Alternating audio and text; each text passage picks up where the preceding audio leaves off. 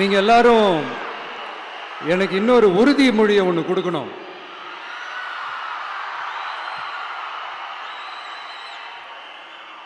ஊழலற்ற உண்மையான சமூக நீதியை நிலைநாட்ட நம்ம ஆட்சியை அமைப்பீங்க தானே? உங்களை தான் கேட்கிறேன், நம்ம ஆட்சியை அமைப்பீங்க தானே? இந்த விஜய்க்கு ஒரு வாய்ப்பு கொடுப்பீங்க தானே? உண்மையிலே கொடுப்பீங்க தானே? இந்த விஜய நம்புறீங்க தானே? ஒவ்வொரு வீட்லயும் விசில் சத்தம் கேட்கும் தானே? அந்த விசில் சத்தம் ஒவ்வொரு பூத்திலையும் புயலா ஒலிக்கும் தானே? Thank you thank you thank you.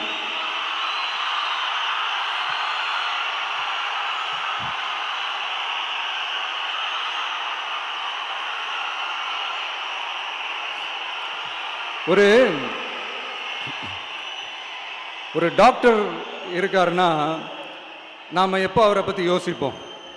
இப்போ நமக்கு ஏதாவது உடம்பு சரியில்லை அப்படின்னா அவரை யோசிப்போம், அவர் ஞாபகம் வரும். அது மாதிரி நமக்கு ஏதாவது ஒரு பிரச்சனை அப்படின்னா ஒரு வக்கீலை தேடிப்போம், அவர் ஞாபகத்துக்கு வருவார். இது மனித இயல்பு.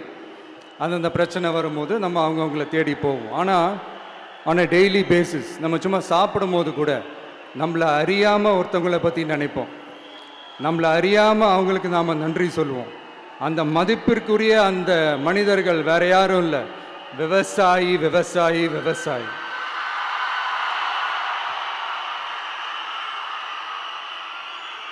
அவங்க பார்க்கறதுக்கு வேணா சாதாரணமாக இருப்பாங்க, ஆனால் அவங்க சாதாரணமான மனிதர்கள்லாம் கிடையாது. இந்த உலகத்தையும் மனிதர்களையும் படைச்சது கடவுள்னு சொல்லுவாங்க, ஆனால் அந்த கடவுளுக்கே படையல் போடுற உயர்ந்த மனிதர்கள் தான் நம்ம விவசாயிகள். இந்த பூமியில உயிர் இருக்குது, இந்த பூமியில பூ பூக்கும், காய் காய்க்கும், பூத்து குலுங்கும்னு இந்த பூமியை அழகா காட்டி இந்த பூமியை சாமி ஆக்கிறதுல இயற்கையோட சேர்ந்து நம்ம விவசாயிகளுக்கும் ஒரு முக்கிய பங்கு ஒன்று இருக்குது. அதனால நான் ஏதோ ஓவரா ஏதோ சொல்றேன்னு நினைக்காதீங்க. எனக்கு இந்த அடுத்த ஜென்மம் மறுபிறவியை பற்றியெல்லாம் எனக்கு தெரியாது. அது உண்மை அப்படின்னா அடுத்த ஜென்மத்தில் நான் ஒரு விவசாயி குடும்பத்தில் பிறக்கணும்னு ஆசைப்படுறேன்.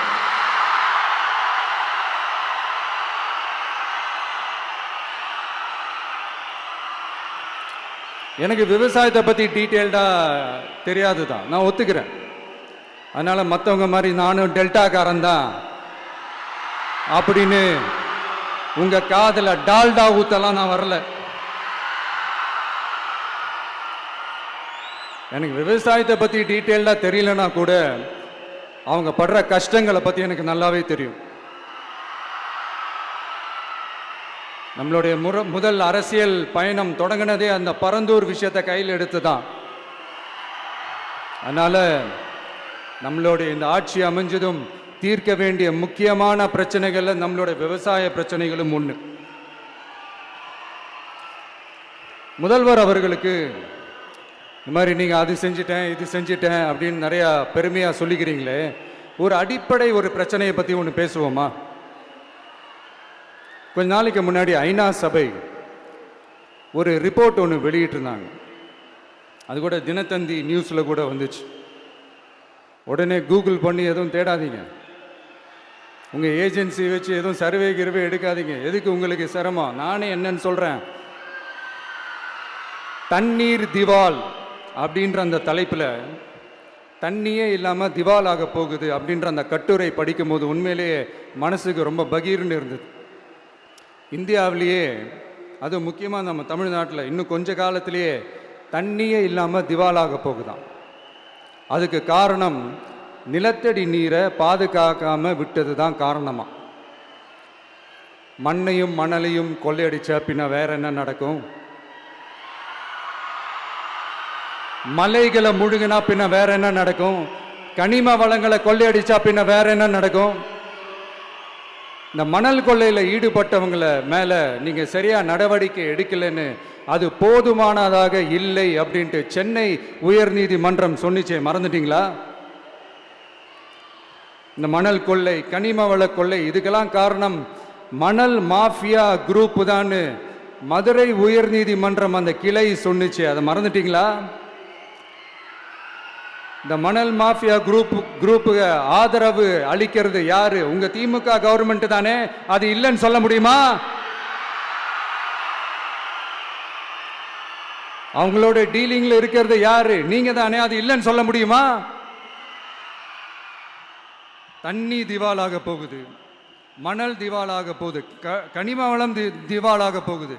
மொத்தத்தில் உங்க ஆட்சியில தமிழ்நாடு திவாலாக போகுது. கடன் மேல கடன் வாங்கிட்டு உங்க கவர்மெண்ட்டே குப்பராட்சி படுத்துக்குச்சு. உங்ககிட்ட பேசுறதும் ஒண்ணுதான். சரி, அதை விடுங்க.